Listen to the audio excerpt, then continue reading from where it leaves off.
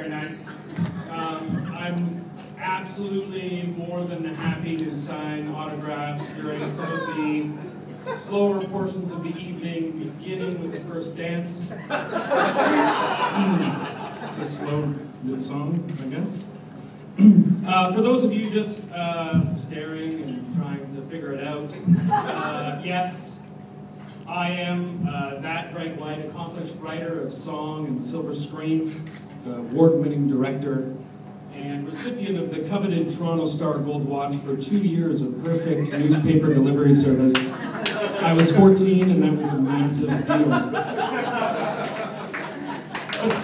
Thank you. That's how it works. It's a gold watch, that's what I'm doing. But today is not about me, as Justin reminded me not 30 seconds ago.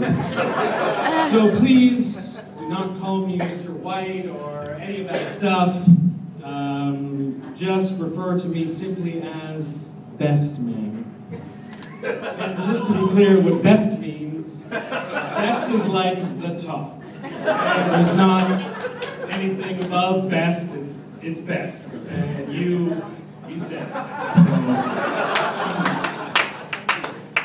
However, there is a story behind why I'm standing here as Best Man today. Picture this. The year is roughly 1995. That was a good one, wasn't it? And Hootie and the Blowfish were burning up the charts.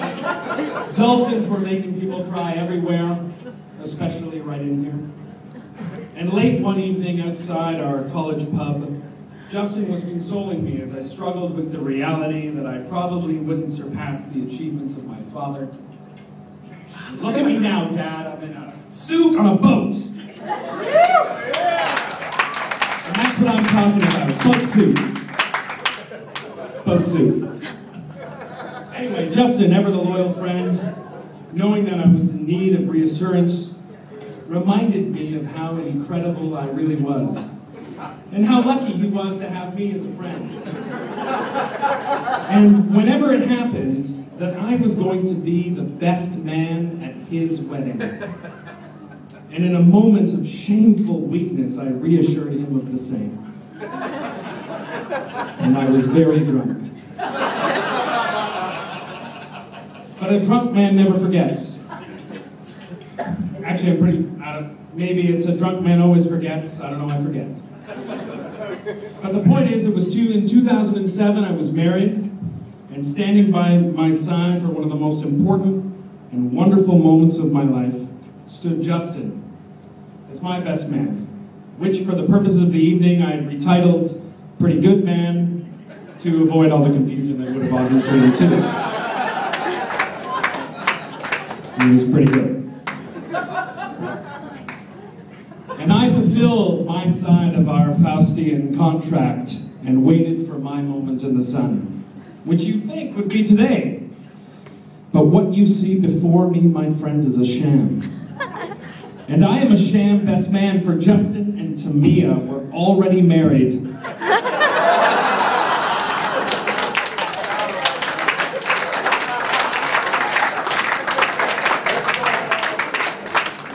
And standing beside Justin on his real wedding day was that man, Mark Reeve.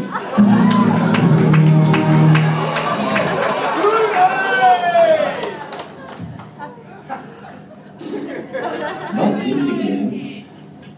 Let it go, man. I'm a way better best man. Any day of the week.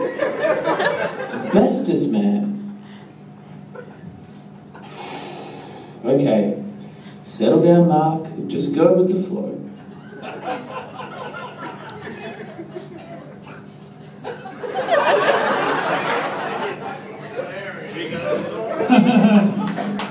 And you are, great cues. And you are right about that, Mark Reeve.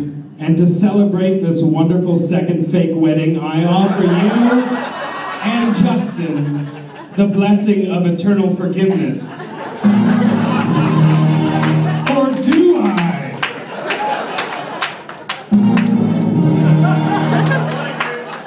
Maybe.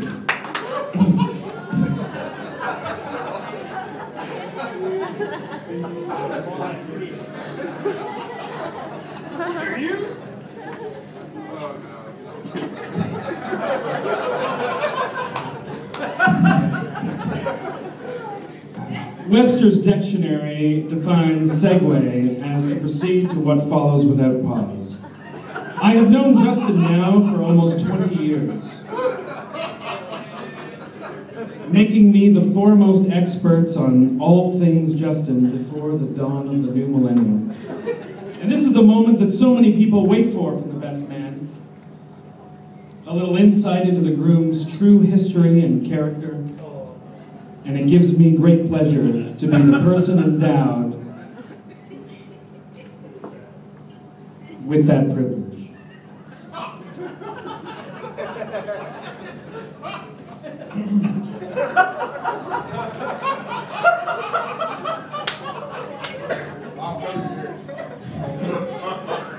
Justin was born in a small fishing village outside of Madrid called Omelette, which of course is famous for all those horrible atrocities perpetrated during the Spanish Inquisition, mostly under the order of one Cardinal Raúl Gallego, or as his friends called them, Cardinal Sin.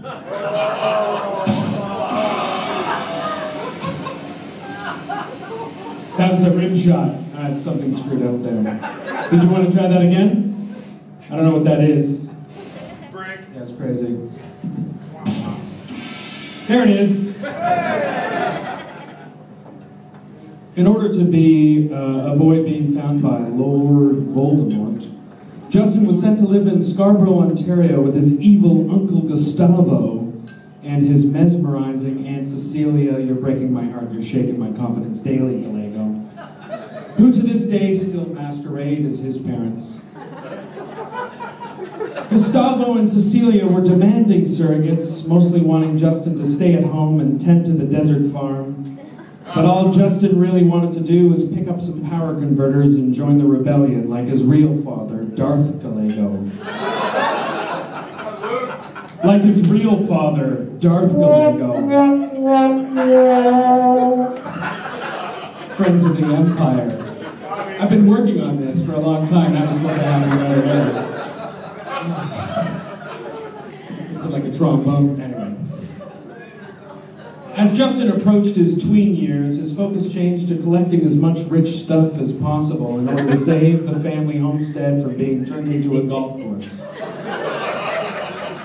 He spent many a day treasure hunting with his friends Mouth, Chunk, and Short Round, who was incredibly influential, introducing Justin to the wonderful mysteries of Asia, most specifically in the area of gadget making. It was also during this time he developed his distrust of Italians.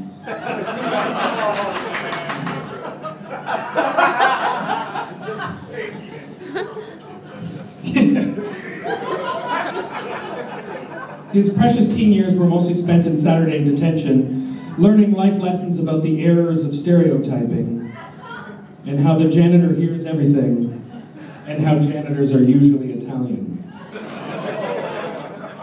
It's true. Then the letter he was waiting for finally arrived, that granted him access to one of the world's most exclusive institutions of higher learning, where he began his mostly platonic relationship with me, Greg White, writer-director of Separation, coming to DVD in 2012.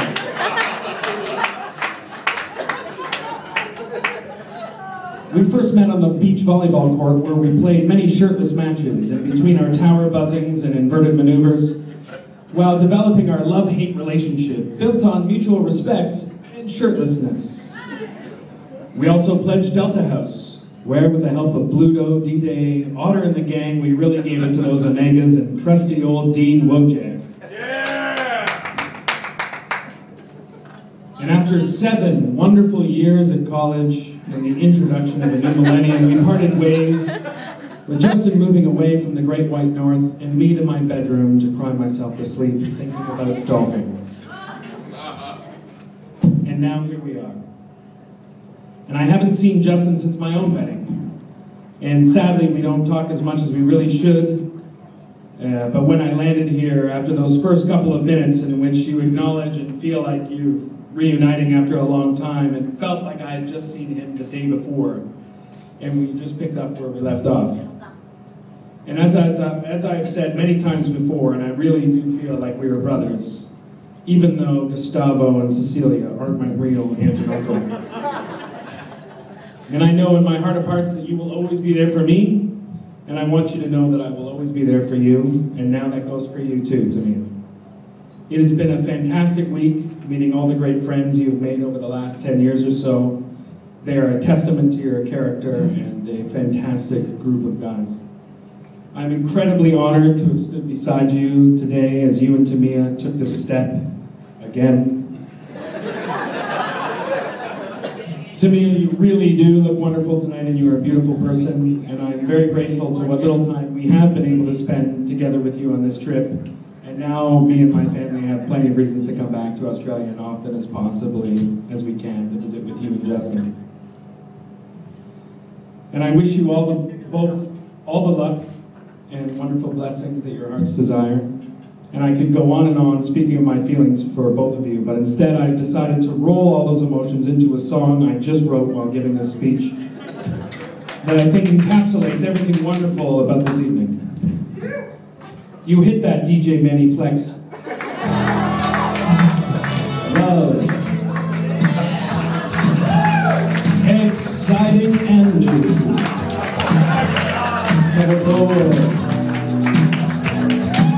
We're expecting you. Hi, how are you?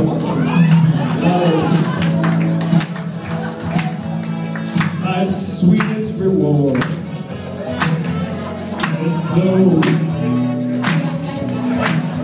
It goes back to you.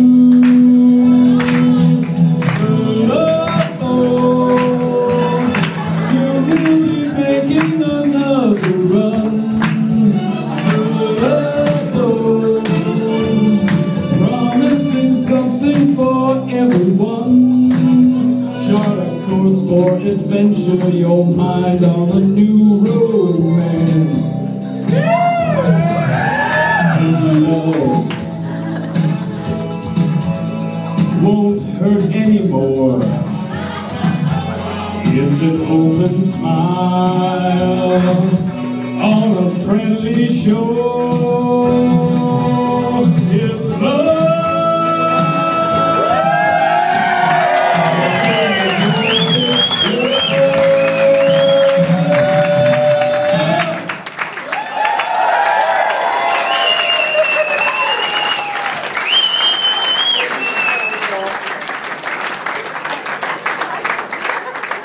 To Justin and Tamia.